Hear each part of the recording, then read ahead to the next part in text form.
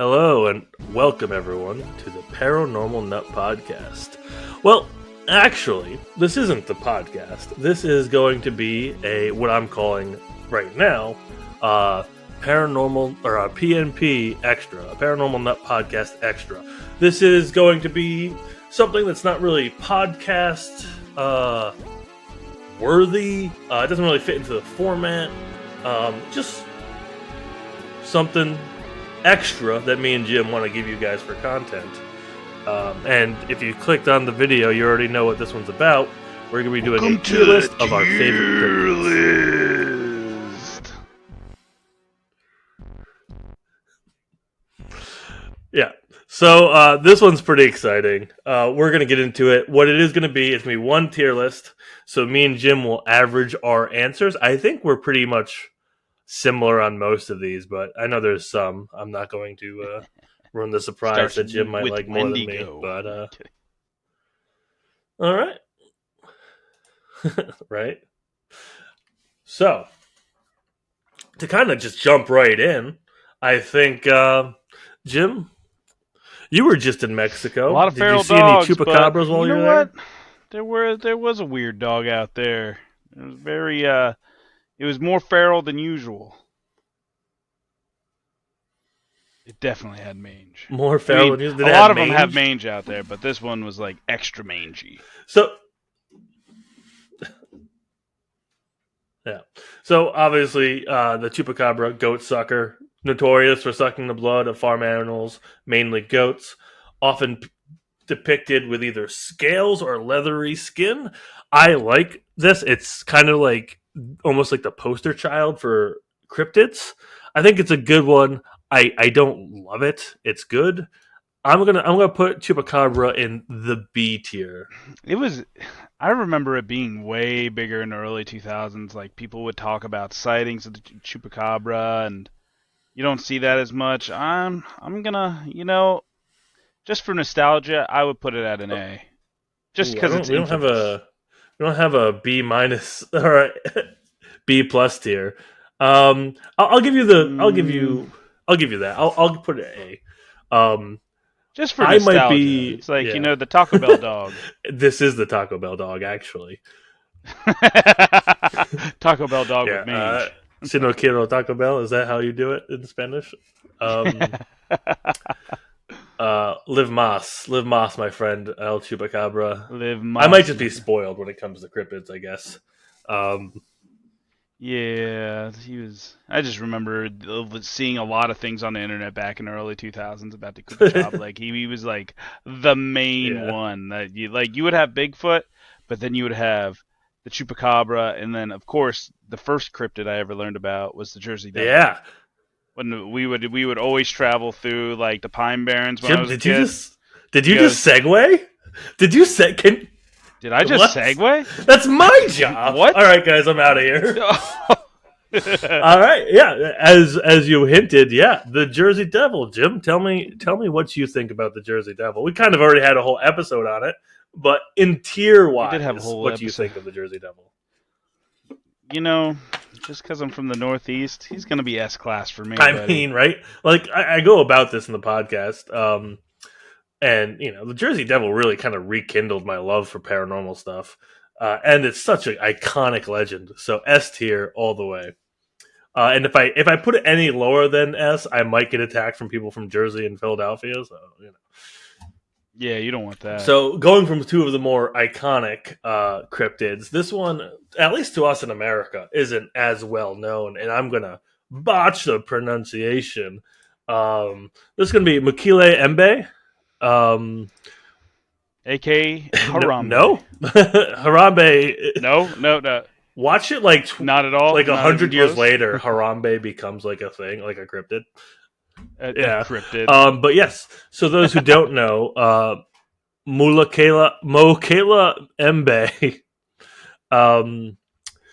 stands for, or means in the Linagal language, one who stops the flow of rivers.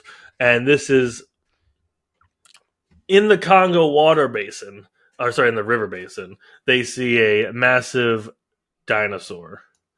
Actually, my picture is even cut off since it's so For you massive. weebs and nerds out there, he's basically Snorlax. He's not Snorlax. He's literally not a Brontosaurus. Is it Brontosaurus? Long neck. He's the long neck one, you know? I'm not. This isn't an actual factual show. I don't have to get it right. No, so this is a cool one. And actually, I read an article about something the other day, which makes me want to put this, almost take this off the list in general. Jim, what do you think about dinosaur ghosts? Dinosaur ghosts. I read an article, and it wasn't anything factual, just someone's opinion piece about how, why don't we ever see any dinosaur ghosts? Well, maybe we do, and maybe Mokele-mbembe is one of them, and maybe like Loch Ness Monster and Champ, we'll get into that later. Maybe that is one, and that's why no one can find it, because it's a ghost. But anyway, that's a whole conversation for if we ever break down some of these aquatic monsters and whatnot. Oh, and we will. I'm going to put it in C tier just because I don't know too much about it. I think it belongs. It's cool. C is, hey, I was a C student in high school, so I'm right there with you. I wish they had my letter grade on there. I was so bad. They use one of those Canadian letters. The Z? Canadian alphabet. They use the Z, yeah. Z, yeah. And, well, I mean, his head's cut off, and his most prominent feature, which is his feet. Bigfoot, Yeti, Sasquatch, Skunk Ape. I'm wrapping them all into one. I know they had their Sassy. Good old Sassy, right? He's sassy. Good old Sassy right Bigfoot, there, baby. Really the cryptid that kind of invented cryptozoology, really. He's S tier. I mean, there's no question. Let's stop cutting around the bush, people. Yeah. I mean, let's stop beating around the bush. We all know what he is. We out there with him. A man in a gorilla suit. Jim in 84. Jim in me in 84 and 86. This one, I don't even really classify this as a cryptid. I think I put it on here because I've been bombarded with a lot of were giants real on my feed recently, and that's a whole thing, and we'll get into that. But the red-haired giants in the Love Lake cave, I believe. Love Lock Cave, giant. Or as the natives, the oh god, I'm gonna botch all these names. Paiute, Paiute. They called the cave the CTK cave. This is less of a cryptid because they're all dead because the Native Americans killed them all because they were badasses. But where would you put the red-haired giants of Love Lock Cave? You literally have one right? on your podcast, buddy. Nope. I'm like 6'3". I'm just a small one. No, okay. This isn't encrypted, so it's really cool. I'm gonna put it in C tier though.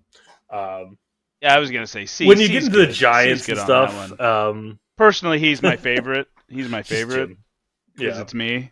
It's just me. It's me in 77. Just making up more years. Yeah. Giants are very interesting, and I have opinions about that, and we will talk about that when we do. Not today, though. In a podcast near you. So, moving on to another gigantic creature, allegedly, the Mongolian deathworm. Trivia question for you, Jim. Hideous. Where is the Mongolian deathworm from? God. I'm going to go with Mongolia. Well, I was looking for specifics. The Gobi Desert. The Mongolian deathworm is very interesting. Obviously, inspired. It inspired the dune worm and all that stuff. Tremors. Generally, people have been fascinated with giant worms in the sand. I'm going to throw Mongolian deathworm in B. Do you have any problem with that, Jim? I like that. I mean, we're filling up the gaps. Got to put a B. I mean, I'm cool with the death worm as long as it stays the hell away from me. Yeah. I'm not going to go marching in the Gobi Desert anytime soon. But if I do, it's to look for that guy. So, all right. Here we have. I combined Nessie and Champ or Champy, whatever you prefer, into one because it's a very similar story. Loch Ness and Nessie gets more fame, but as an American, I cannot let any European usurp us. So they're together. So wherever we put it, they are Goddamn together. right. So Goddamn right. I mean, I think we all know where Nessie and Champ go, right? Right? F tier. Tails all the Horrible. time. Hate it. I hate Horrible. them. Hate it. It's Gosh dang Europeans. we've scoured Loch Ness and Lake Champlain for years. And the most compelling Nothing. evidence we have is the Surgeon General photo, which is completely fake. And I am not a Nessie believer, and this is my soapbox, and I will die on this hill. It is fake. Come at me. Goddamn Europeans in their bull crap. I don't think we have any European viewers. This is America. If we did, we definitely don't anymore. All right. They just come on to taunt us, and that's it. Fight me in the comments, Europeans, because I can't fight you in real life. Moving on to one that I also am hesitant to put on this list, but I did anyway, because I personally believe that this is probably more extraterrestrial, but the Dover Demon. I'm not going to get in too much about the Dover Demon, but it was an incident in, in 1977 in Dover, Massachusetts, where this thing was running around and people saw this thing all over the place. And I mean, it looks essentially like a 3-foot tall alien, but it's kind of a gray alien, right? So, just because I personally believe that this is an alien and not a cryptid doesn't mean it's going to be. No, I'm going to put it on my cryptid tier list. I'm putting it as D. I don't know. Do you have any strong feelings about the Dover Demon, Jim? I like aliens, and he looks like an alien. He's probably an alien. You know you want to put him in a C. That's in the middle. I'll put him in the C. I'll put him in the C only because I mean it's a cool story. It's not a cryptid for me, But anyway, and it's those Boston people, They don't know what they're talking. It's probably just some guy walking through the street, parking his car. I'm just walking here. All right.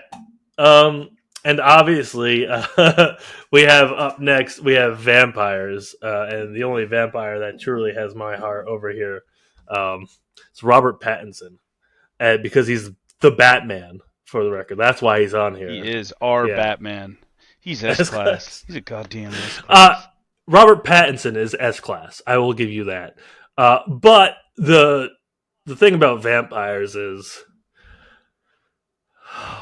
You're breaking my heart over. I'm going to put vampires. They are historically pretty important. I'm going to put it in B tier because society and things actually happened back in the Middle Ages because of vampires. You remember those tours we took back in New Orleans? Well, we're going to get into that. That's probably going to be a very soon episode, by the way. We'll talk about New Orleans vampires and probably talk about Nicolas Cage, really. But going back to a similar spot where we have zombies.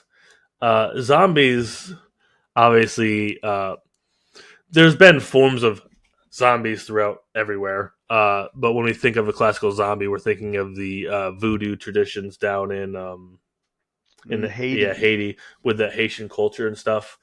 And that stuff is pretty wild. It was that was what was I gonna say? The voodoo zombies I think are the scariest. Yeah, honestly, it's almost more scary than just a revived corpse because they're in a catatonic trance.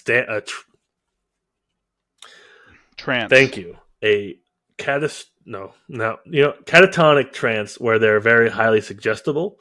So that in itself, the fact that there's super actual science for all that stuff, and magic and science and all that stuff, shamanistic, and did you ever hear about that zombie bugs where they crawl into or it's like a Oh parasite yeah, we've all that played The like takes Last of control Us. of Yeah, like we the don't need to. ants. We don't need to go Yeah. into that right now. I'm trying to sleep later. Um, so this one again, a lot of these I'm cryptid is very hard to define, I guess. But the skinwalker, um, the original skinwalker, and where the name comes from is the Navajo skinwalkers, which aren't actually cryptids as we understand it. They are human witches. I don't know if they use the term witches. That gave themselves to like their evil Um, entity. There are witches that do harm in the Navajo culture, opposed to like a healer, right?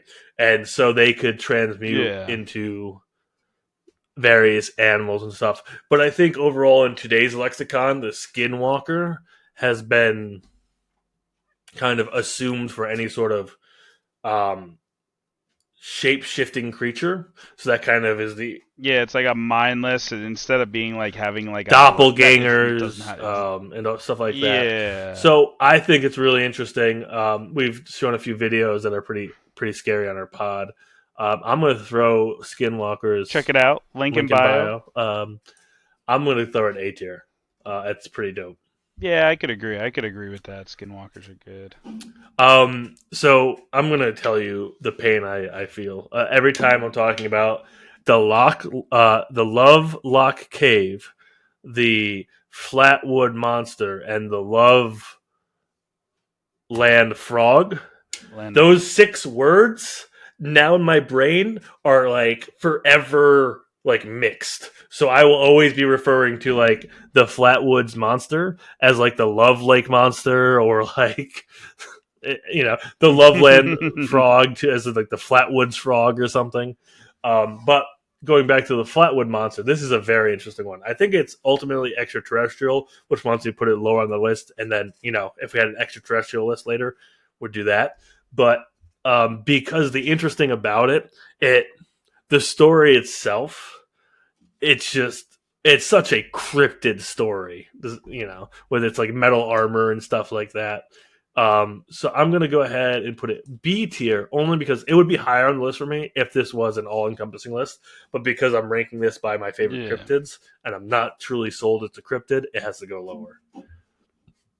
Yeah, I agree. Um, the the only good thing to come out of Ohio, the Love Lake frog, Love Lake, right? Now, see, I have to double check myself. The Love Loveland. Land frog. Um, I'm 3,000% sure this is like a iguana that had its tail ripped off because it was running away from something. Most Yeah. likely. Those Ohio people, they don't know Yeah. any No. better. It's an iguana. It's It's an an iguana, guys. iguana. Get over yourself. All right. And I think I mean I've seen in my research for those like cryptid tier lists and stuff, the amount of lists on the tier maker website. I need to feel like this is my step in to do an intervention. Um, don't don't think of these creatures as anything but monsters, and don't try to have romantic relationships with them. Because all of the tier lists I see are always like which cryptids I would flirt with, which cryptids I would do with, and and which cryptid is the most dateable. And I bring that up because Mothman probably ranks all those lists for a lot of people. Um, but that being said, I'm putting Mothman as S tier because I love the story and it's amazing, not because I want to have relations with I'd bang them. it.